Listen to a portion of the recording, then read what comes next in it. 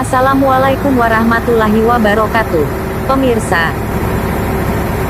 pembangunan jembatan Krung Tingkem, Kutablang Birin hampir selesai. Kamis, tanggal 7 bulan 12 tahun 2017, memasuki tahap pengecoran beton lantai jembatan utama yang menghubungkan sisi sebelah timur dan sisi sebelah barat. Pengecoran lantai utama ini dilakukan mulai pukul 10 waktu Indonesia Barat pagi tadi dengan menggunakan mobil cor semen. Sebelum pengecoran dilakukan, tim teknis Balai Pelaksana Jalan Nasional (BPJN) 1 Aceh, Satker Pelaksana Jalan Nasional (PJN) Wilayah 1 Provinsi Aceh dan pejabat pelaksana kegiatan (PPK), konsultan serta dinas terkait Birin, mereka melihat adukan semen menggunakan alat khusus agar takaran sudah sesuai dengan spesifikasi maupun belum. Pengawasan yang dilakukan adalah mengambil sampel coran dari mobil khusus untuk dilihat takarannya dengan alat khusus di lokasi itu juga guna mengetahui apakah coran sesuai spesifikasi atau belum. Bila takarannya memadai maka dibenarkan coran untuk segera ditumpahkan ke lantai jembatan. Sebaliknya bila coran hasil pemeriksaan tim belum memenuhi syarat, maka truk khusus diminta untuk menyesuaikan takaran.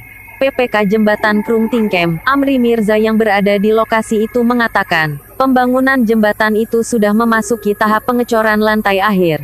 Karena pekerjaan tersebut sangat menentukan, maka diawasi ketat oleh berbagai tim baik dari Banda Aceh maupun Birin. Pengecoran tahap akhir ini diperkirakan selesai 1 hari.